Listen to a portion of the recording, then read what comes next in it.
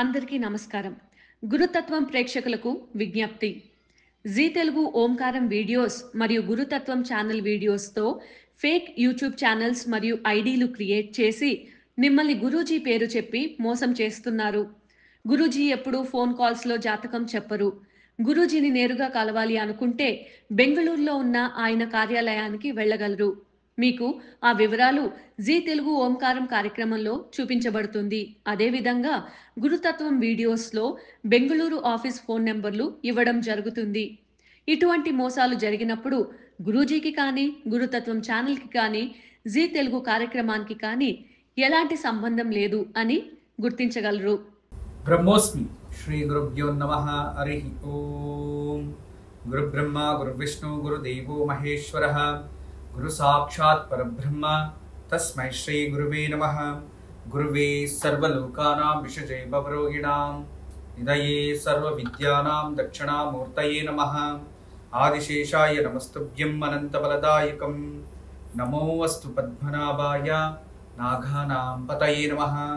సర్వేభ్యో మహాజనభ్యో మాతృపితృదేవతభ్యో ఆచార్య దేవతభ్యో నమో నమః. హరి ఓం.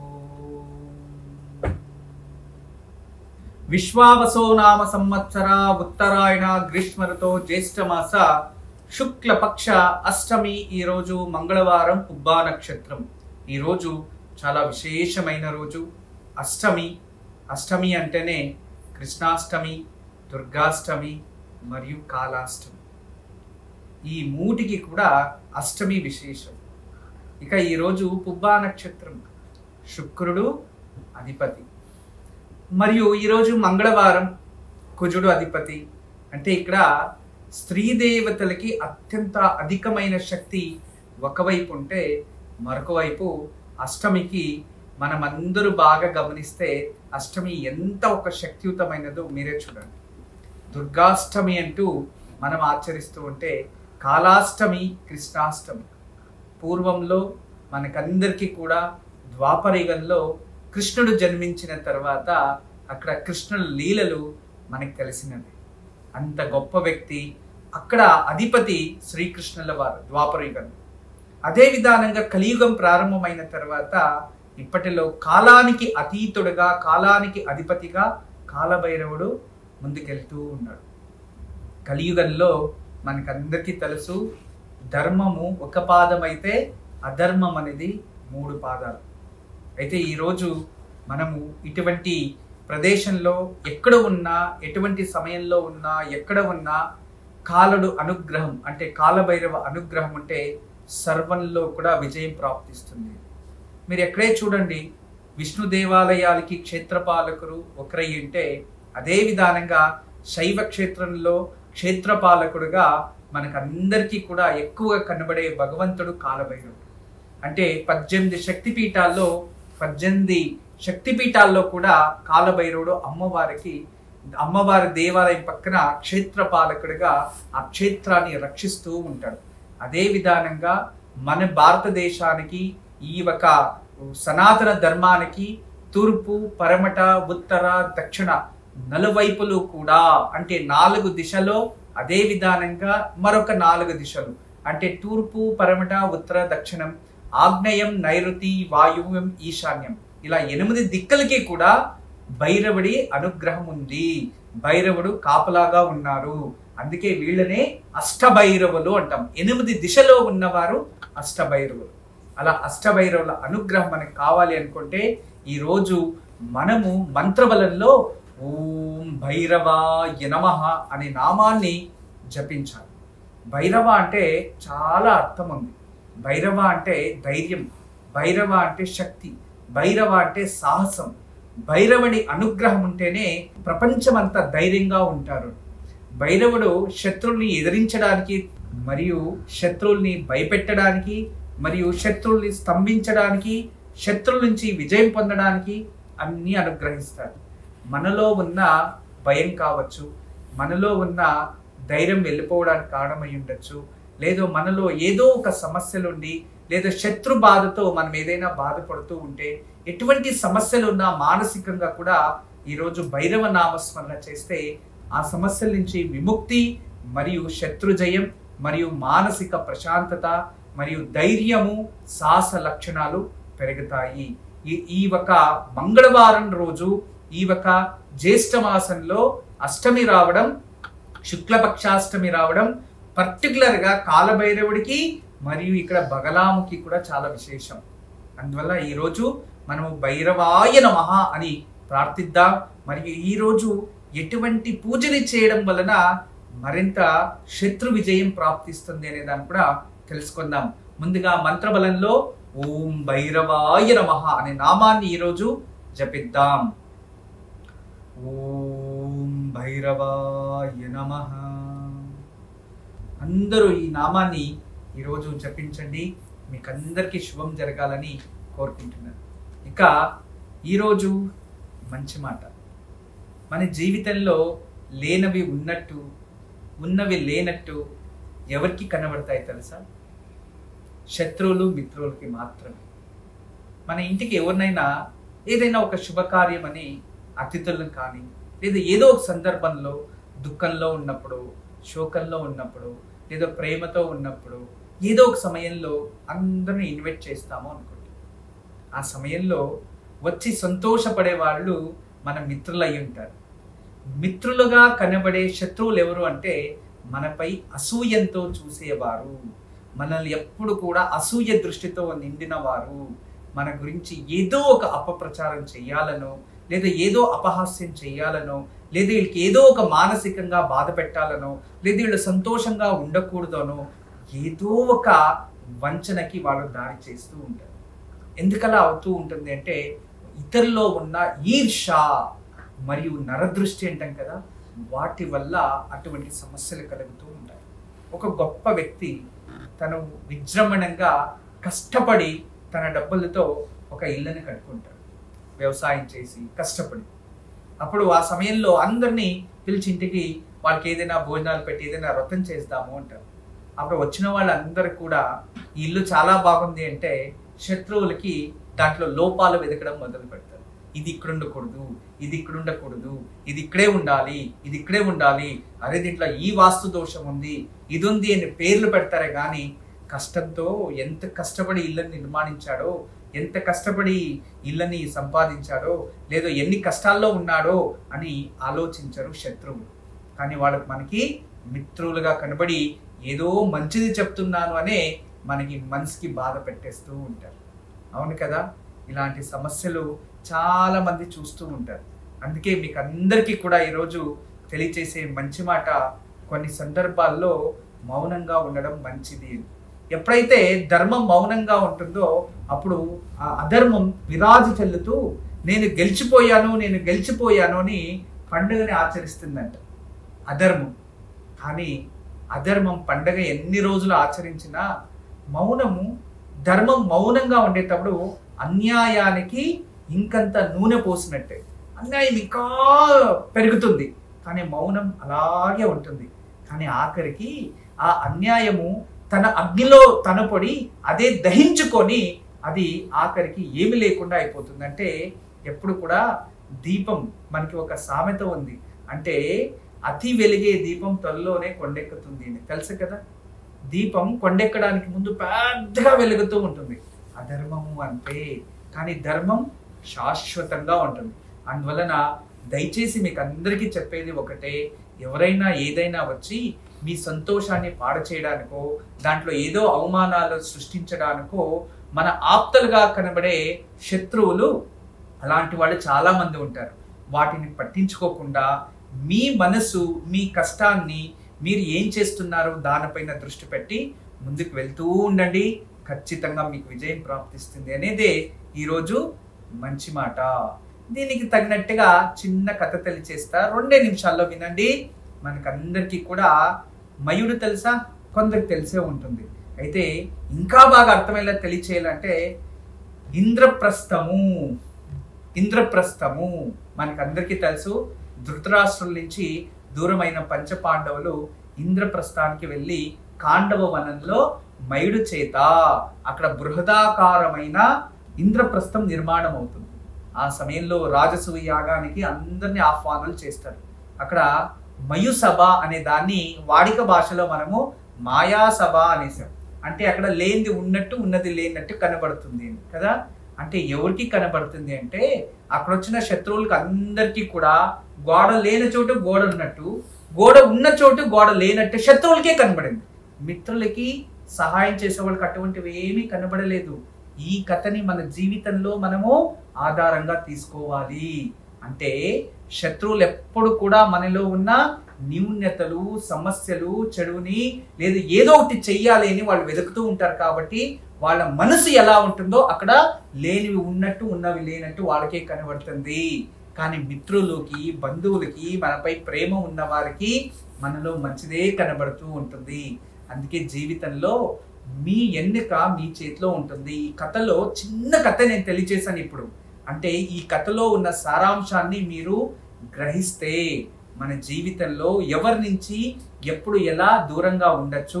మనం ఏదైనా జరిగేటప్పుడు ఎవరైనా వచ్చి అక్కడ ఏదైనా చేస్తున్నారు అంటే, ఇంట్లో ఏదో శుభకార్యాలు జరిగినప్పుడు అక్కడ విమర్శలు వస్తున్నాయంటే వాళ్ళు మీకు శత్రువులే కానీ మిత్రువులు కాదు అనేది గుర్తుపెట్టుకోండి. అందువలన ఇతరుల మాటల నుంచి ఎంత దూరంగా ఉంటే మీరు అంత గొప్పవాళ్ళు అవుతారు. జీవితంలో ఒకటి మాత్రం గుర్తుపెట్టుకోండి, ఎప్పుడు కూడా ఇతరుల మాటల కోసం బతికితే మీ జీవితం చాలా కష్టాల్లో చిక్కేసుకుంటారు. నాకు చిన్న వయసులో ఒక గురువు గారు చెప్పారు, ఎప్పుడైనా సంతోషంగా ఉండాలి అంటే ఊర్లో ఉన్న గ్రామస్తుల మాటలు పట్టించుకోకుండా నీ పనిలో నువ్వు ఏకాగ్రత పెట్టుకుంటే నువ్వు గొప్ప వ్యక్తి అవుతావు. నీ పని మానేసి ఊరోళ్ళ మాటలు పట్టించుకుంటే నీ జీవితమే నాశనం అవుతుంది. నిజమే కదా. చూడండి, నలుగురు వచ్చి ఏదో చెప్తున్నారు అనుకోండి, పనంతా మానేసి ఆ మాటల్లో మనం పడి సమయాన్ని వృధా చేసుకుంటాం. అదే ఆ మాటల్ని దూరం పెట్టేసి మన పనిలో ఉన్నామనుకోండి, చెప్పే వాళ్ళే దూరం అయిపోతారు. మనకి ఏది కావాలి చెప్పండి? మన జీవితంలో గెలవడం కావాలి, మన వల్ల నలుగురికి సహాయం అయ్యేది కావాలి. కాబట్టి పన్నిటికి పట్టించుకోకుండా ఉంటే చాలా మంచిది అని ఈరోజు మంచి మాటకి మంచి కథగా దీన్ని మీ ముందు పెట్టాను. అయితే చాలా మందికి జ్యోతిష్య శాస్త్రంలో ఇటువైపు కాలంలో చాలా కన్ఫ్యూజన్స్ ఉంటూ ఉంటాయి. చాలా మంది నన్ను కూడా అడుగుతూ ఉంటారు, గురుగారు మనకి అపమృత్యు, అపకంటకాలు వచ్చేస్తూ ఉంటాయి కదా, ముందుగానే జాతకంలో ఉంటాయి కదా, దాన్ని ఎందుకు మనం సరిదిద్దలేము అని. అందుకే దాన్ని అన్నారు అపమృత్యు, అపకంటకాలు అన్నారు, కానీ జాత మృత్యు, జాత కర్మ అని అనలేదు. అపమృత్యు అనుకోకుండా వచ్చేది. ఆ అపమృత్యు కారణం ఏంటంటే అతను చిన్న వయసు నుంచి పైకి వస్తూ ఉండేటప్పుడు తెలిసి తెలియకుండా ఏదైనా కర్మలు ఆచరించుంటే ఆ కర్మ వల్ల పుణ్యఫలం అనేది తగ్గిపోయి ఈ కర్మ పెరిగి అపమృత్యులు ప్రాప్తిస్తాయి. అపమృత్యులకి మనకి ఏదైనా పరిష్కారం ఉందా అంటే ఈ ప్రపంచంలో ఒకటే, కలియుగంలో దానానికి ఉన్న శ్రేష్టమైన పుణ్యఫలం మరొకటి లేదు. దానము, ధర్మము ఎటువంటివి ఆచరిస్తామో, ఎంత దానం చేస్తామో, ఎంత ధర్మంగా నడుచుకుంటామో అదే మనకి శక్తిని, మన ప్రోత్సాహత, మన ఆధ్యాత్మిక శక్తిగా పెరుగుతూ ఉంటుంది. మీకు అందరికీ కూడా ఒక గొప్ప విషయాన్ని ఒక పుస్తకంలో ఉంటుంది, దాన్ని చదవండి, ఎప్పుడైనా మీకు అర్థమవుతుంది. విశేషంగా మనకందరికీ కూడా రావణాసురుడి గురించి తెలుసు. రావణ సంహిత అని ఒక పుస్తకం ఉంటుంది, గుర్తుపెట్టి, సంస్కృత పుస్తకం ఏది, రావణ సంహిత అని. ఆ రావణ సంహితలో ఆ రావణ గురించి కాకుండా గురువు అంటే ఎలా ఉంటారు, గురు జీవన చరిత్ర ఏంటి, ఆధ్యాత్మిక వ్యక్తిలో ఏముంటాయి, ఆధ్యాత్మిక వ్యక్తి ఎటువంటి విచారాల్ని స్వీకరిస్తాడు, అతని ఆత్మబలం పెరిగితే ఎలా ఉంటుంది అని అద్భుతమైన విచారాలు ఉన్నాయి. అందులో చాలా గొప్ప విశేషమైన ఒక మాట ఎటువంటిది అంటే, దైవానుగ్రహం నీలో ఉంది అని నువ్వు ఎలా తెలుసుకుంటావు, దేవుడు భగవంతుడు నీలో ఉన్నాడో నీకు ఎలా తెలుస్తుంది అంటే, ఎప్పుడైతే న్యాయాన్ని అన్యాయాన్ని కూడా ఏక విధానంగా చూస్తూ, న్యాయాన్ని పరీక్షిస్తూ అన్యాయాన్ని పరీక్షిస్తూ, చూడండి, న్యాయాన్ని గురించిను ఆలోచించాలి, అన్యాయం గురించిను ఆలోచించాలి, ధర్మికుడు చెప్పే మాటని వినాలి, అధర్మికుడు చెప్పే మాటని వినాలి. ఈ రెంట్లీ విని ఏది నీకు మంచిది అనిపిస్తుందో దాన్ని మార్గసూచకుడే గురువు అవుతాడంట. దాంట్లో విశేషంగా రాశారు, అంటే ఒక గురువుకి శత్రులు అభిమానులు అయి ఉంటారు, మిత్రులు అభిమానం అయి ఉంటారు, భక్తులు అభిమానులు అయి ఉంటారు, కానీ అందరినీ ఒకే దృష్టితో చూసేవాడే గురువు అవుతాడు అని ఎంత గొప్పగా రచించాడు. అదే విధానంగా ఆధ్యాత్మిక శక్తి మనలో ఉంది అని తెలిసేది ఎప్పుడు అంటే అన్ని సమయంలో ఒకే విధానంగా ఆలోచించే వ్యక్తికి ఆధ్యాత్మిక వ్యక్తి గొప్పగా ఉంటుంది, భగవంతుని అనుగ్రహం ఉంది అని రాశారు. జ్యోతిష్య శాస్త్రరీత్యా మీరు ఏ సమస్య వచ్చినా దానికి ఎన్నో దానాలు ఉంటాయి, ముందుగా దాన్ని ఆచరించండి.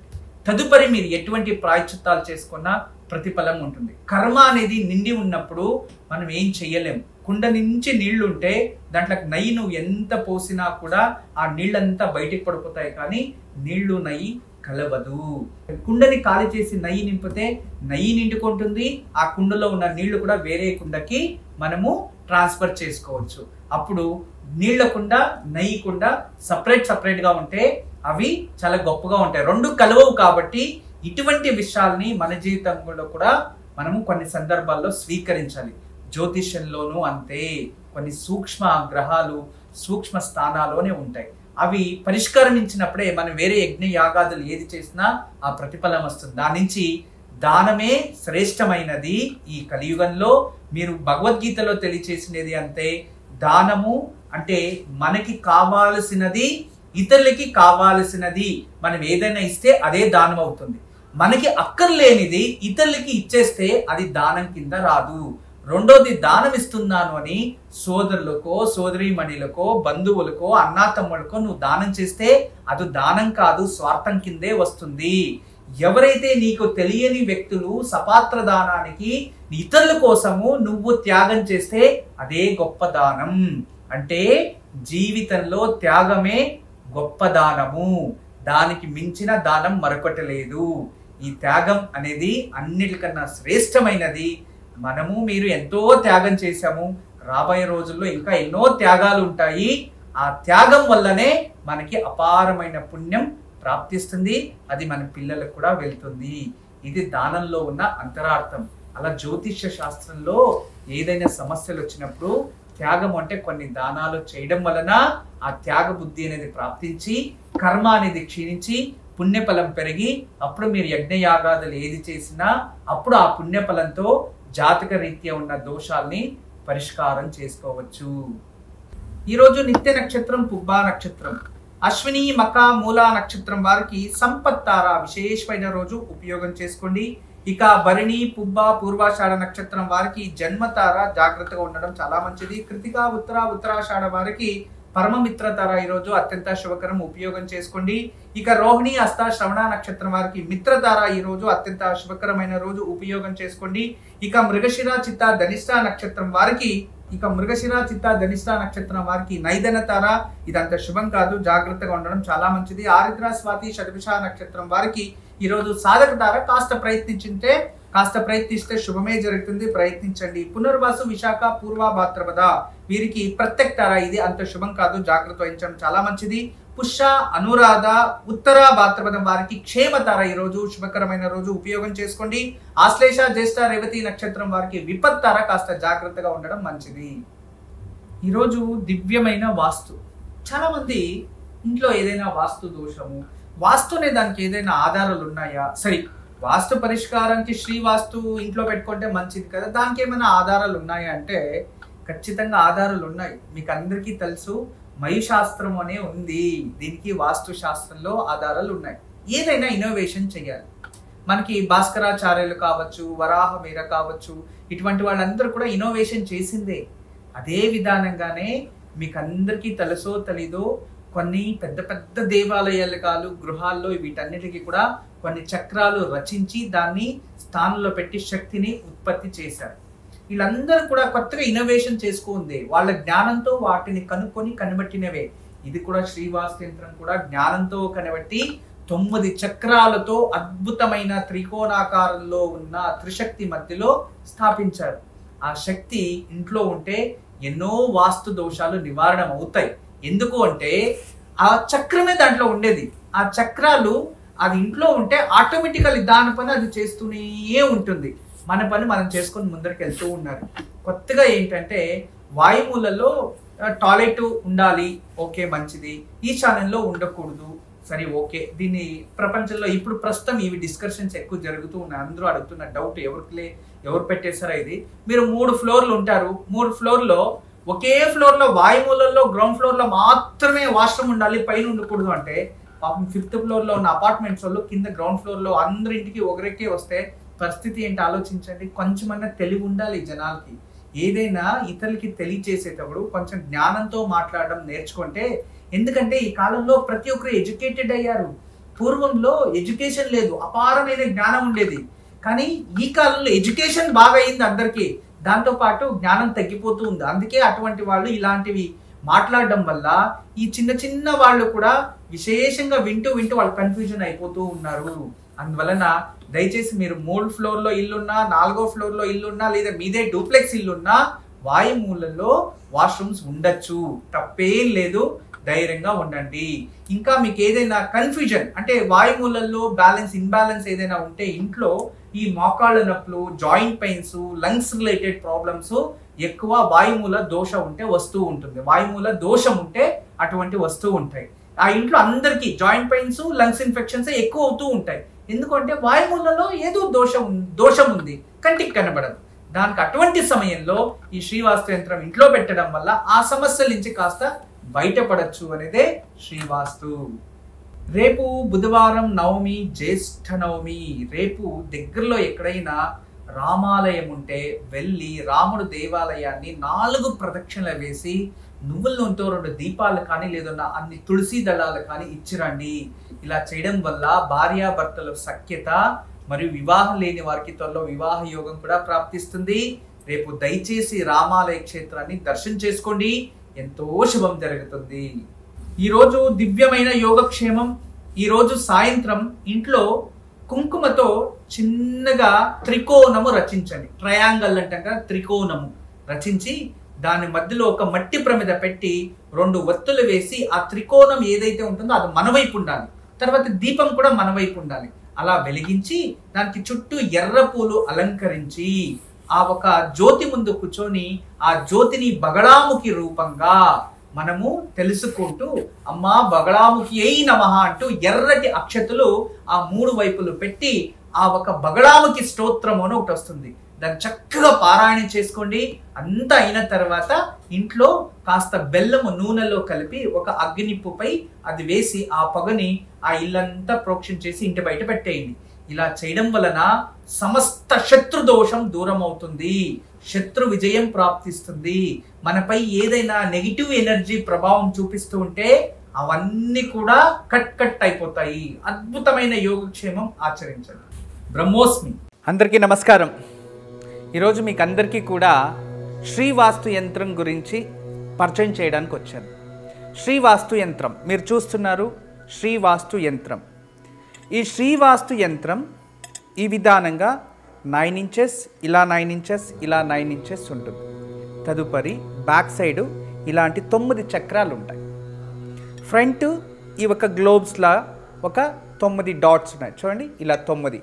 ఇది శ్రీవాస్తు యంత్రం అనేది ఒక కాస్మిక్ ఎనర్జీని అట్రాక్ట్ చేసుకుంటుంది, నెగిటివ్ ఎనర్జీని ఇంట్లో నుంచి బయటికి తరిమేస్తుంది. ఇది మీకు అందరికీ దానికి పరిష్కార మార్గంగా నేను ఇవి సూచిస్తున్నా. ఎందుకంటే చాలామంది పిల్లలు సరిగా చదువుతలేదు, ఇంకొకరు మా ఇంట్లో ప్రశాంతత లేదు, భార్యాభర్తల మధ్యలో సఖ్యత లేదు, దేవుడి గదిలో సరిగా పూజ చేయలేకపోతున్నా, ఇంట్లో ఏదో తెలియని బాధ అనిపిస్తుంది, మా ఇంట్లో ఎప్పుడు కూడా ఏదో తెలియని ఒక శ్మశానంకి వెళ్ళినట్టు అనిపిస్తూ ఉంటుంది, మా ఇంట్లో కలగానే ఉండదు ఎప్పుడు కూడా. ఇక మా ఇంటికి చాలామంది వచ్చిన వాళ్ళంతా వాస్తు దోషం అని చెప్తూ ఉన్నారు, మేము ఏం చేయాలి అని ప్రశ్నిస్తూ ఉండేవారు. వాళ్ళందరికీ కూడా ఒక మార్గోపాయం చాలా రోజుల తర్వాత రీసెర్చ్ చేసి ఇప్పుడు ఈ శ్రీవాస్తు యంత్రాన్ని మేము చూపిస్తున్నాం. ఈ శ్రీవాస్తు యంత్రాన్ని ఎప్పుడైతే ఎక్కడ ఫాల్ట్ అనిపిస్తుందో అక్కడ ఒక మేక కొట్టి తగిలించాలి, అంతే. పిల్లలు చదువుతా లేదు, చదివే రూమ్లో పిల్లలు ఏకాగ్రతగా చదవాలి అనుకుంటున్నారా, అక్కడ ఒకటి తగిలించండి. మీరు నిద్రించే ఒక రూమ్లో మాకు సరిగా నిద్ర వస్తలేదు, పడుకుంటే చెడు కళలు వస్తున్నాయి, నిద్రించే గదిలో ప్రశాంతత లేదు అనిపిస్తుంది, అక్కడ ఒకటి తగిలించండి. లేదు ఎవరో వాస్తు దోషం అని చెప్పారా, ఇంట్లో వాస్తు దోషాని కోసం ఇంటి హాల్లో ఒకటి తగిలించండి. లేదా పూజ గదిలో ఏదో ప్రశాంతత లేదు, సరిగ్గా ఏకాగ్రత లేదు, మెడిటేషన్ చేయలేకపోతున్నా అంటే పూజ గదిలో ఒక మేక కొట్టి అక్కడ ఒకటి తగిలించండి. ఎక్కడైతే ఇంట్లో వాస్తు దోషం ఉంది అని ఎవరైనా చెప్తారో ఆ ప్రదేశంలో ఆ ప్లేస్లో జస్ట్ ఒక మేకు కొట్టి దాన్ని తగిలించండి, ఆ వాస్తు దోషం అక్కడి నుంచి వెళ్ళిపోతుంది. చాలా అద్భుతము, చాలా విశేషమైన శ్రీవాస్తు యంత్రం మీ వరకు తయారు చేయించాము. దీన్ని ఉపయోగించండి, దీన్ని లాభం పొందండి. నమస్కారం. వాస్తు యంత్రం సంప్రదించవలసిన నెంబర్లు 8884445234 040682766622